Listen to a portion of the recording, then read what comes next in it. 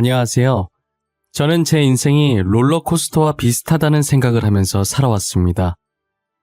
누구든 인생을 살면서 굴곡이 조금씩 생기기 마련이지만 저 같은 경우는 마치 롤러코스터를 타는 것처럼 굴곡의 차이가 엄청난 삶을 살았던 것 같아요. 롤러코스터와 제 인생이 조금 다른 점이 있다고 한다면 롤러코스터는 위로 올라가다가 가파르게 내려가고 다시 위로 올라가다가 가파르게 내려가잖아요. 반면 제 인생은 평평한 평지를 다니다가 갑자기 지하로 훅 꺼지고 다시 점점 평지로 올라가더니 내려올 생각을 안 하고 하늘 위까지 올라가는 길만 생기더라고요. 한마디로 힘들었던 고난을 이겨내고 지금은 꽃길만 걷고 있다는 말이죠. 저는 부모 없는 고아로 성인이 될 때까지 보육원에서 지냈었어요.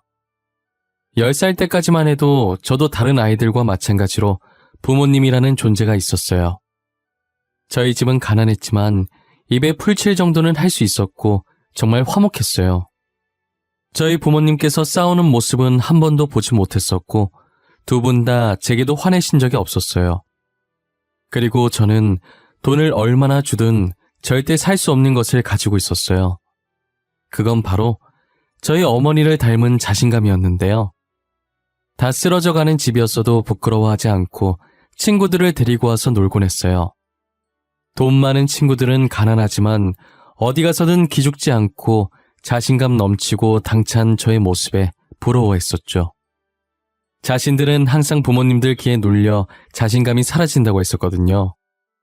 솔직히 돈 많다고 해서 그게 다 부모님 돈이지 친구들이 돈이 어디 있겠어요. 저는 성인이 될 때까진 모든 학생들은 평등하다는 생각을 항상 가지고 있었어요. 그래서 돈 많다고 유세 부리는 친구가 있다면 그게 자기 돈이냐고 따끔하게 한마디나 보냈죠. 야, 너한테서 이상한 냄새가 나. 나한테 가까이 오지 마. 너 때문에 가는 옮으면 어떻게 할 거야? 저리 가란 말이야. 너는 입에서 더러운 냄새나. 그렇게 돈이 많으면 제발 그 돈으로 네 입냄새나 좀 없애. 저렇게 고약한 냄새가 나는데 누가 너랑 말을 섞고 싶어 하겠니? 뭐? 너 말 다 했어? 우리 엄마 아빠가 누군지는 알고 그러는 거야? 아니, 나 아직 말 다 못했다. 왜? 너희 부모님이 누군지 내 알 바 아니거든? 그렇게 대단한 분들이면 너가 이런 식으로 행동해도 돼? 그거 너가 부모님 얼굴 먹칠하는 거야. 제가 집에 돈이 없어서 그렇지 자신감 넘치고 똑부러져서 어디 가서 절대 기죽지 않아요. 친구들이 무시한다고 한마디 하면 저는 두 마디로 갚아줬어요. 그러다 보니 제 성격이 너무 쿨하고 멋있다고 놀리던 애들도 다들 저를 좋아해 주더라고요. 어떻게 하면 그런 성격을 가질 수 있는지 물어보는 애들도 많아졌고요. 저도 방법을 알면 알려줬을 텐데 타고난 성격이라 어떻게 알려줄 방법이 따로 없었죠. 그렇게 자신감 넘치던 제가 언제 한 번은 자신감을 완전히 잃은 적이 있었어요. 그건 바로 저희 부모님이 세상을 떠나셨을 때입니다. 뭐가 그리도 급하신 건지 제가 10살이 되던 해 두 분 다 병으로 제 곁을 떠나셨어요. 아버지께서는 위암으로 돌아가셨는데 저는 이때 이 세상은 돈 없이는 절대 살아갈 수 없다는 것을 느꼈죠. 아버지를 살리려면 병원에 가서 수술을 받아야 하는데 아무래도 저희 형편이 많이 안 좋았고 당장 수술할 돈이 없어서 병을 고칠 시도도 못 해보고 그렇게 아버지를 허망하게 보내고 말았어요. 저처럼 어떤 순간에도 늘 씩씩하시던 어머니께서는 아버지를 보낸 슬픔에 처참히 무너지셨죠. 정말 한동안은 표정이 없는 사람처럼 지내다 마음의 병을 얻고 세상을 떠나셨어요. 전 돈이 없어서 부모님이 아픈 모습을 보고도 그저 가만히 지켜만 봐야 했어요. 나날이 안 좋아지는 부모님의 상태를 볼 때마다 제 마음도 찢겨지기 시작했어요. 결국 부모님을 다 잃은 저는 갈 곳이 없어서 저와 비슷한 처지의 아이들이 모인 보육원에 가게 되었어요. 처음엔 더 이상 부모님이 제 곁에 없다는 걸 믿지 못했고 적응도 제대로 못했던 것 같아요. 제 전 재산은 부모님이었는데 전 재산을 잃으니 자신감도 많이 사라져 있더라고요. 그러다 보내는 이에 아무런 주소도 이름도 없이 받는 사람의 제 이름만 적힌 택배가 하나 온 거예요. 원장님이 주신 상자를 열어보니 안엔 편지가 든 봉투와 함께 옷과 필기구들이 있더라고요. 봉투 안엔 편지만 있는 줄 알았는데 현금도 들어있었어요. 편지를 읽어보는데 앞으로 자신이 저를 후원해주고 싶다는 내용이 적혀 있더라고요. 감사하다는 답장을 보내고 싶어도 익명으로 온 것이라 보낼 수 있는 방법이 없었어요. 혹시나 싶은 마음에 원장님께 물어봐도 모른다는 대답만 돌아올 뿐이었어요. 원장님, 이게 다 뭐예요? 이거 저한테 온 거 맞아요? 편지 읽어보니까 맞는 것 같긴 한데 도대체 누가 이걸 왜 저한테 주신 거예요? 글쎄, 나도 모르겠네.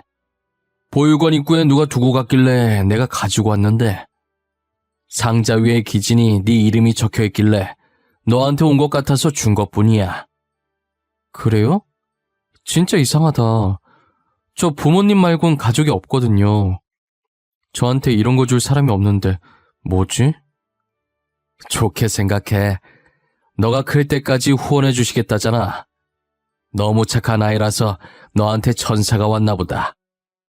하지만 매번 원장님을 통해서 돈과 옷들, 그리고 그때그때 필요할 만한 것들을 주셨죠.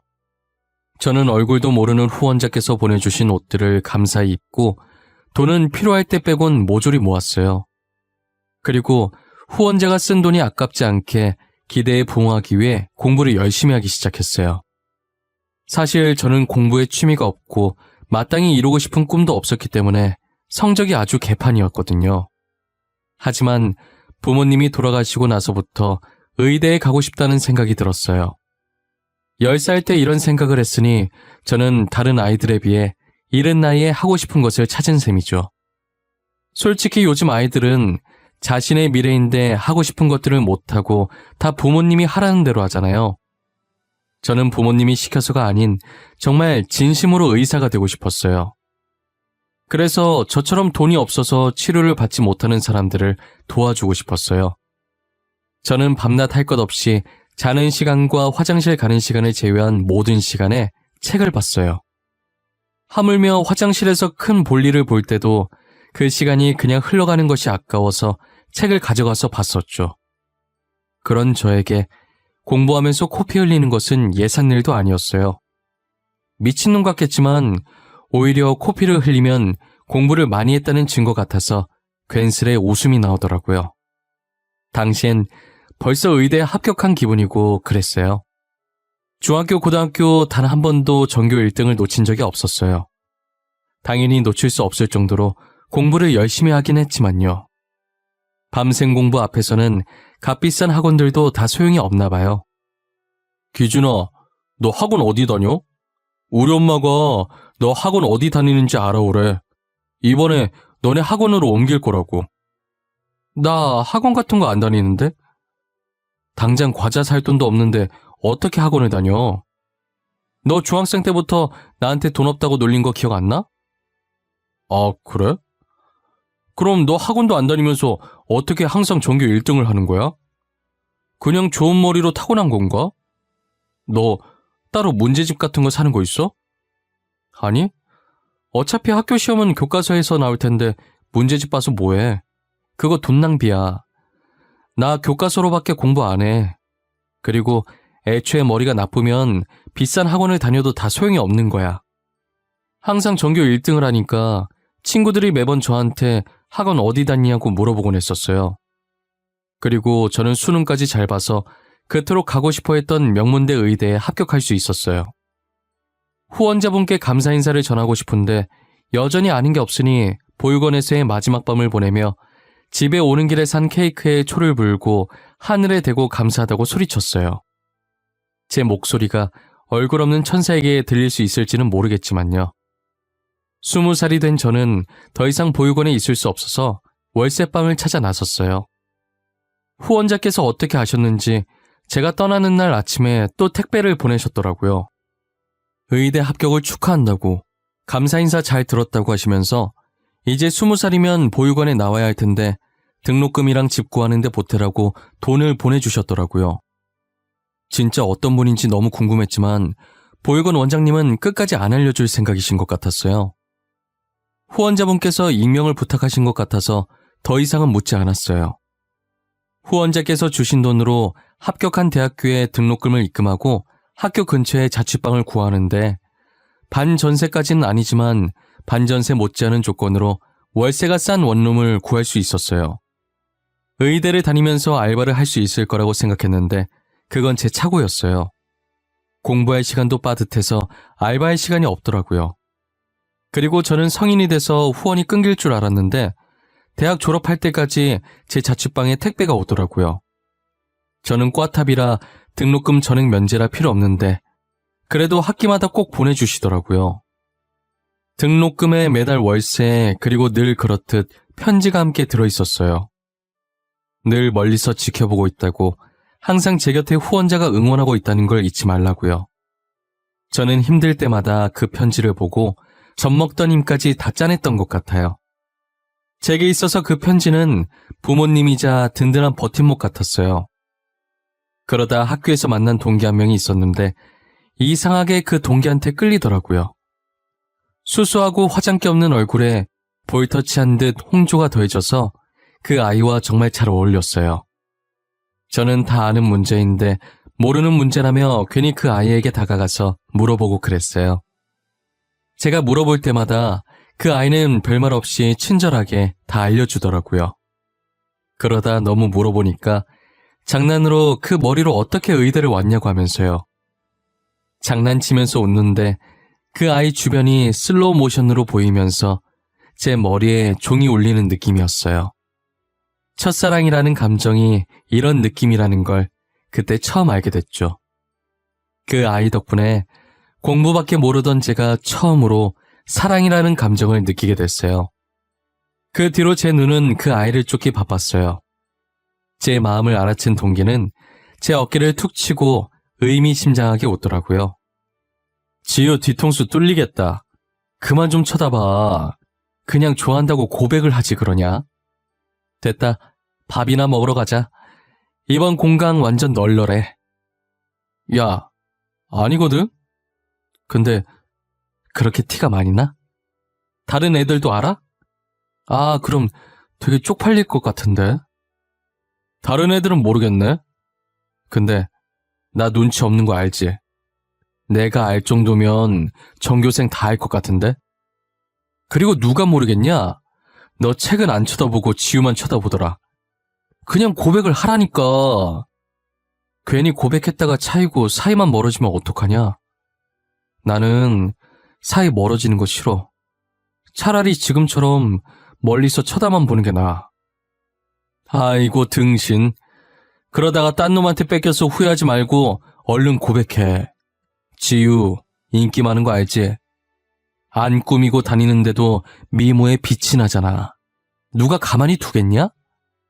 어제도 누가 지유한테 고백했다던데? 처음엔 고백할 생각이 전혀 없었는데 누군가가 그 아이에게 고백했다는 말을 들으니 정말 뺏길까봐 그때부터 마음이 조급해지더라고요. 동기와 밥을 먹으면서 이런저런 말을 주고받다가 고백을 해보기로 마음을 굳혔어요. 누군가에게 고백을 해본 적이 없는지라 어떻게 고백을 해야 할지 모르겠더라고요. 친구는 일부러 거창하게 준비하지 말고 아무 생각 없이 마음 가는 대로 솔직하게 고백을 하라더라고요. 어줍지 않게 준비한 것보단 담백하게 있는 그대로의 솔직한 마음을 전하는 게 더 잘 먹힌다면서요. 저는 쉬는 시간에 수업 마치고 잠시만 시간 좀 내달라고 그 아이에게 말했어요. 그 아이는 해사하게 웃으면서 또 모르는 문제 있냐고 물어보는 거예요. 전 그 아이의 대답에 할 말이 있다고 해야 하는데 바보같이 그렇다고 해버린 거죠.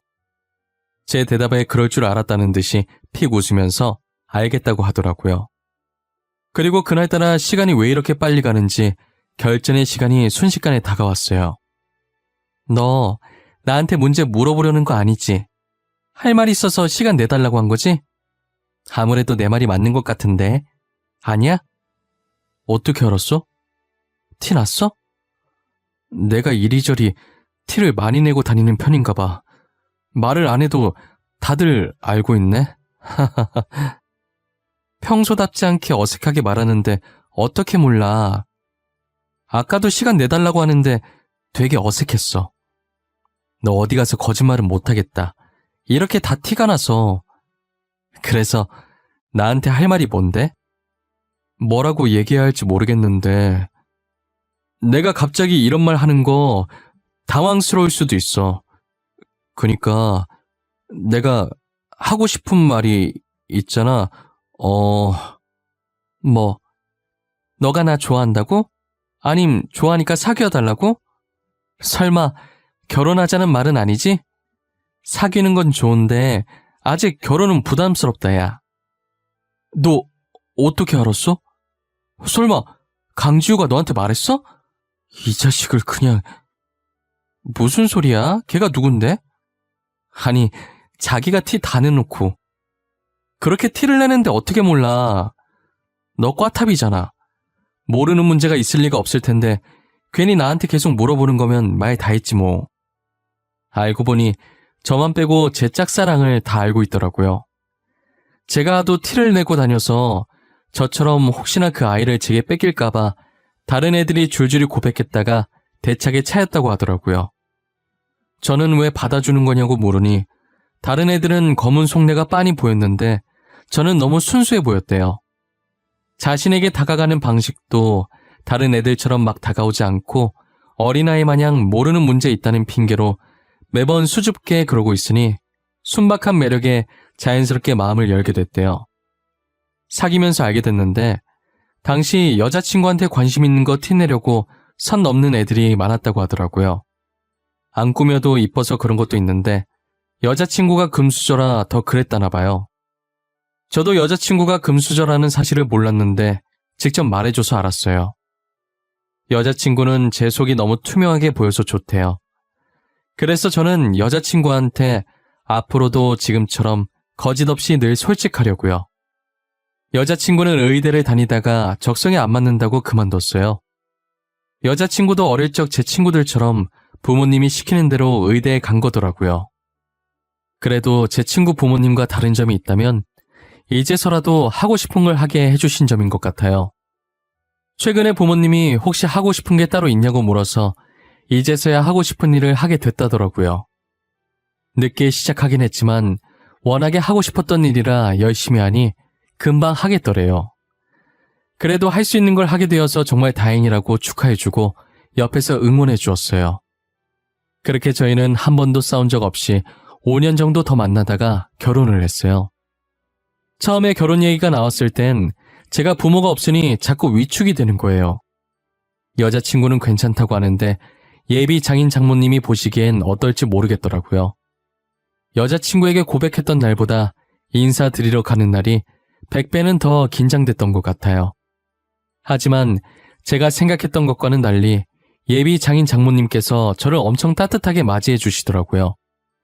얘기 많이 들었다고, 그동안 얼마나 고생했겠냐고 저를 안아주시는데 저도 모르게 눈물이 났어요. 여자친구도 옆에서 보다가 제가 우니까 놀래는 것 같더니 이내 저와 같이 울어주더라고요.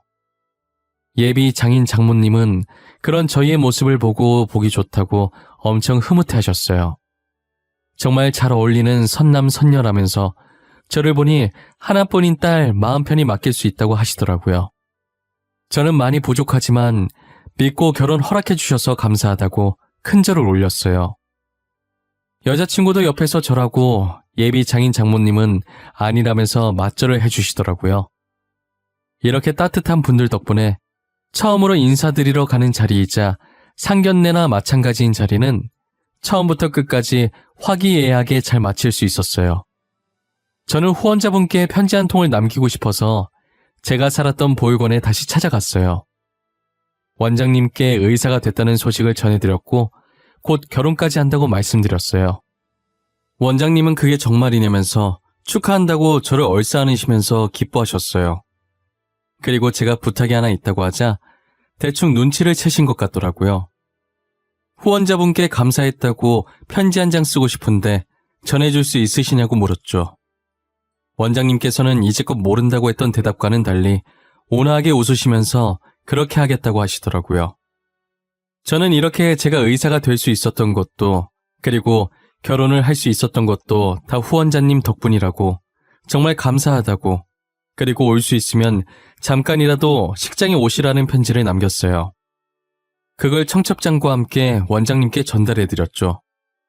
원장님은 잘 전달해주겠다고 결혼 진심으로 축하한다고 말씀해 주셨어요. 제 편지가 꼭 후원자분께 무사히 잘 전달됐으면 하는 마음으로 보육원을 떠났어요. 드디어 결혼날이 왔고 혹시나 후원자분께서 오시지 않으셨을까 싶어서 자꾸 두리번거리게 되더라고요. 저는 후원자분을 보지 못했고 시간이 다 되어가서 신랑 입장을 하기 위해 대기실로 발걸음을 옮겼어요. 제가 고아원에 처음 갔을 땐 의사가 될 것이라고는 감히 엄두도 못 냈고 이렇게 좋은 아내와 처가 식구들을 맞이하게 될 것이라는 상상도 못했어요. 입장 전까지 이게 꿈은 아닌지 허벅지를 몇 번이나 꼬집어 봤는지 몰라요. 아픈 느낌이 선명하게 나는 게 확실히 꿈은 아니더라고요. 저는 무수한 사람들의 힘찬 박수와 함성을 받으며 입장을 하기 시작했습니다. 양쪽 귀빈들께 인사를 하면서 빠르게 눈을 돌려보았지만 후원자분은 안 계신 것 같았어요. 혹시나 편지가 전달되지 않은 것인지 무슨 일이 생기신 건지 오만 가지 생각이 다 들더라고요. 그래도 한 번뿐인 결혼식이니 망칠 수가 없어서 아무렇지 않게 신경 쓰이지 않는 척했었어요. 결혼식을 끝마칠 때쯤 양가 부모님께 인사하는 시간이 있었는데 비어 있어야 할 제 부모님석에 장모님이 앉아 계시더라고요. 저는 순간 당황하긴 했는데 부모님석에 아무도 안 계시면 제가 뻘쭘해할까봐 장모님께서 저를 배려해서 저희 부모님 대신 앉아 계신 줄 알았어요. 인사를 하는데 눈물이 살짝 맺히려고 할 때 장모님께서 저를 안아주시는 거예요. 그동안 고생 많았어. 부모님 안 계시다고 엇나가지 않고 잘 자라줘서 고맙다. 늘 뒤에서 응원하고 있었어. 처음으로 보내준 편지도 잘 받았고. 기진이 네가 내 사위라서 참 다행이야. 편지요? 제가 장모님한테 편지를 썼었나? 설마 장모님이... 정말 장모님이 제 후원자셨어요? 일단 시 끝내놓고 마저 이야기하자. 내가 다 이야기해줄게. 이제야 내가 마음이 놓이네. 앞으로 우리 못난 딸 잘 부탁한다. 알고 보니 뒤에서 저를 응원해주시고 후원을 아끼지 않았던 얼굴 없는 천사가 제 장모님이셨어요. 장모님께서는 저희 어머니께 살아계실 때 세상에 둘도 없는 절친한 친구 사이였던 거예요. 장모님 집안이 원래도 엄청 부유한 집안이었는데 늘 자기 잘난 맛에 사는 가족들 때문에 언제나 자신감이 없었고 항상 기죽은 상태로 계셨다고 하시더라고요. 그러다 동네 계곡에서 저희 어머니를 알게 됐는데 딱 봐도 가난해 보이는 저희 어머니가 기죽지 않고 누구보다 당차게 할 말 다하고 사는 모습을 보면서 자신의 롤모델로 삼으셨다는 거예요. 보통 잘난 척하는 가족들에게 둘러싸이면 보고 배운 것이 그것밖에 없어서 집에서는 기가 죽어도 밖에 나와서는 어른들이 하는 행동 그대로 하잖아요. 저희 장모님도 어린 마음에 저희 어머니한테 가난하다고 한 소리 한 모양이었어요. 너네 집에 물 안 나와서 씻으러 여기 온 거야? 너한테 냄새나. 가난한 냄새. 그건 씻어도 절대 안 지워지는 냄새인데. 너 진짜 말 못되게 하는 재주 있구나? 나 씻으러 온 거 아니고 너처럼 그냥 놀러 온 거야. 그리고 나는 가난하긴 해도 행복해. 근데 넌 부잣집 딸 같은데 왜 그렇게 슬퍼 보여? 내가 슬퍼 보인다고? 아닌데? 나 행복하거든? 나 무지무지 행복해. 너는 가난한데 어떻게 행복해? 돈 없으면 불행한 거 아니야? 나는 그런 생각하고 있는 너가 더 불행한 것 같아. 행복의 가치는 돈으로 매길 수 없어. 당장 가진 돈은 없어도 지금 내가 행복하다는 생각이 들면 그게 진짜 행복한 거 아니야? 그래도 돈이 있어야 조금 더 행복한 거 아니야? 먹고 싶은 거나 사고 싶은 게 있어도 돈 없으면 못 사잖아. 너는 지금 먹고 싶은 거, 사고 싶은 거 다 살 수 있어? 그것도 다 부모님 돈으로 사는 거잖아. 너가 아무리 사고 싶어도 부모님이 안 주면 그만 아니야? 그럼 너나 나나 똑같은 처지네. 장모님은 그때 저희 어머니 말을 듣고 무언가로 머리를 세게 맞은 느낌이 들었다고 하시더라고요. 그동안 돈만 있으면 행복한 사람인 줄 알았는데 생각해보니 장모님께서는 전혀 행복하지 않았대요. 어차피 부모님 돈이고 장모님은 그저 부모님이 하라는 대로 하는 꼭두가시 같았다고 하시더라고요. 그날 어머니한테 쓴소리 들으시면서 많이 반성하고 배웠다고 하셨어요. 그 뒤로는 어머니 팬이 되어 어머니 뒤만 졸졸 쫓아다녔다고 하더라고요. 계속 인연을 이어가다가 어머니께서 이제 더 이상 살 날이 얼마 안 남았을 때 장모님을 찾아왔었대요. 자기마저 떠나면 저 혼자 남게 된다고, 염치 없지만 혼자 남을 어린 저를 부탁한다고요. 부탁할 사람이 없어서 왔다고 우시는 모습에 장모님도 따라서 많이 우셨다고 하셨어요. 장모님께서도 어머니가 떠나신 후로 저 못지않게 많이 힘들어하셨던 것 같았어요. 장모님은 어머니의 부탁을 들어주기 위해 제가 보육원에 들어가는 순간부터 원장님께 비밀 지켜달라고 하고 뒤에서 몰래 후원해 주시고 계셨던 거죠. 그리고 저를 사위로 맞이하고 싶어서 아내에게 일부러 의대에 가라고 집착하셨다더라고요. 저와 아내가 대학을 다니면서 자연스럽게 만나게 해주려고 그랬던 것이었어요. 저는 농담 삼아 저희가 운 좋게 만나서 다행이지 각자 다른 짝 생겼으면 어떡할 뻔했냐고 하니까 그런 생각은 안 해봤다고 무서운 말 하지 말라면서 제 어깨를 안 아프게 살짝 치셨어요. 그러시더니 정말 제 말처럼 그런 상황이 왔다면 정말 끔찍할 것 같다고 하시더라고요. 치를 떠시는 장모님을 보고 웃으면서 그래도 이렇게 만나서 다행이라고 앞으로 사위 노릇 잘할 테니 꼭 저희 곁에 오래오래 살아달라고 하면서 살짝 안아드렸어요. 저희 이야기를 듣고 장인어른께서는 흐뭇하게 쳐다보고 계셨고 아내는 눈물을 흘리고 있었어요. 제가 이렇게 의사가 되고 좋은 가족들을 만나게 된 건 다 장모님 덕분이라고 생각했는데 알고 보니 험난 세상 속에서 혼자서 꿋꿋하게 잘 버텨준 어린 아들에게 주는 어머니의 선물이셨던 것 같아요. 저는 그동안 장모님과 어머님께 많은 사랑을 받은 만큼 다른 사람들에게도 베풀기로 마음먹었어요. 결혼한 지 2년쯤 지났을 때 장인 장모님께서 제 개인 병원을 하나 차려주셨었어요. 그래서 평일엔 병원 일을 하고 주말엔 보육원에 가서 봉사 차원에서 무료 치료를 해주었죠. 장인 장모님도 만족해 하시고 아내도 의대 출신이라 저를 따라서 보조해주며 도와주고 있어요. 전국까지는 아니지만 제가 살고 있는 지역의 여러 보육원에 가서 여전히 봉사를 하며 잘 지내고 있어요.